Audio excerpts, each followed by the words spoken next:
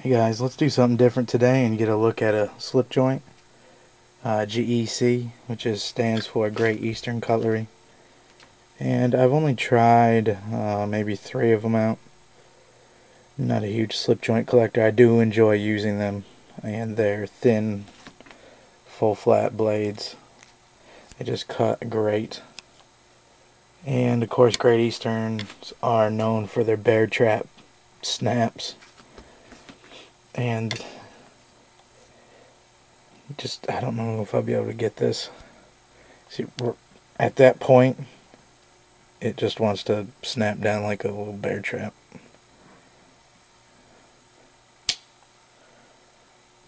Kind of hard to feel it unless you're actually pulling on these guys. This is their Model 73, which they call a Scout, which really is just a trapper pattern. And I'm not educated enough to know what the original trapper pattern was for. I imagine some kind of trapping. But what I use mine for is this blade does my food prep stuff, and the other blade is my utility blade.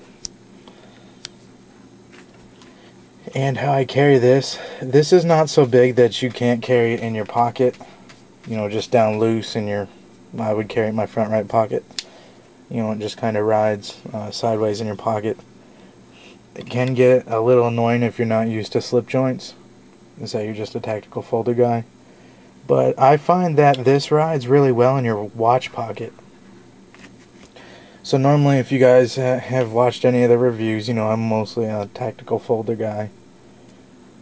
But like I say, I carry a military.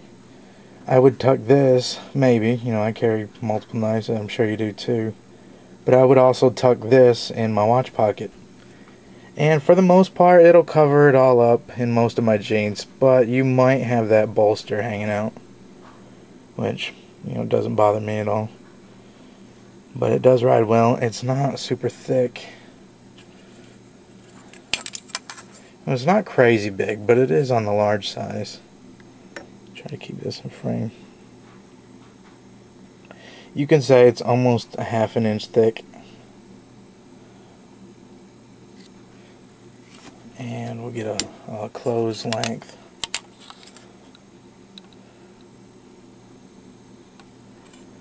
And we're looking at about 3 3/4. And the edge length, you can tell I'm kind of not struggling to get it open, but you have to be careful because the back springs are so tough. And overall length is about 7/8, about 6 7/8, and a cutting edge of about 2 3/4.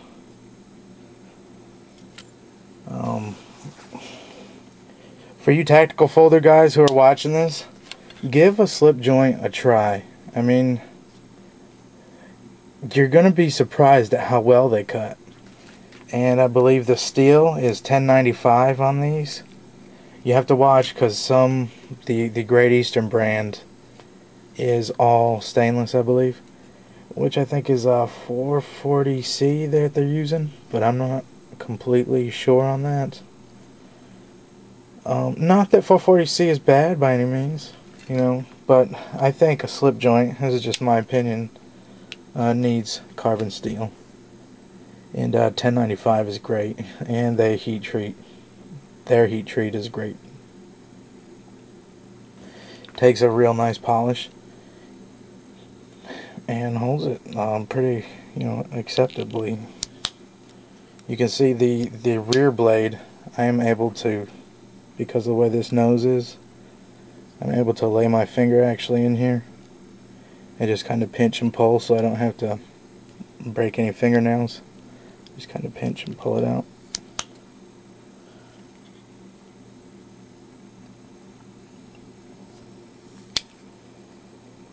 Blade centering is a little off on that food blade, on the spay blade here. And the other utility, I guess regular drop point, is pretty good. You can see fit and finish is great. These back springs end exactly at the same place. I don't know if you've ever had case knives or anything where they're not exactly perfect. Just a great value for your money. I think I paid around 60 bucks for this. And it's got the weight to it, like it just feels like it's like a little tank. It's solid. Very much like how I said in the past, the Sebenza feels like it was just made in the 60s and just reeks of quality. This feels the same way. It just gives you that feeling when you're holding on to it, when you're carrying it, when you're using it, when you pull it out. You know, it's just a very high quality for the price point. And they're also very collectible. There's a lot of people who are collecting them, and I just wanted a nice slip joint to use to, you know, have an option to other knives.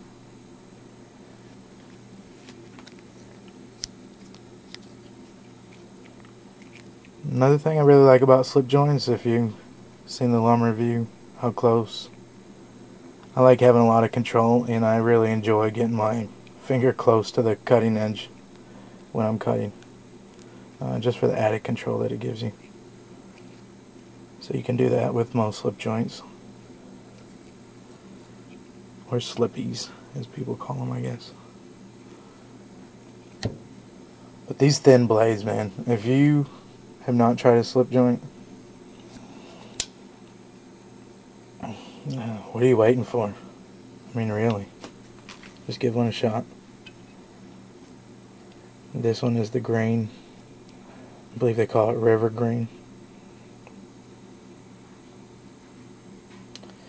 Anyways, guys, I'm about out of stuff to talk about on this one. Catch my next review. Thanks.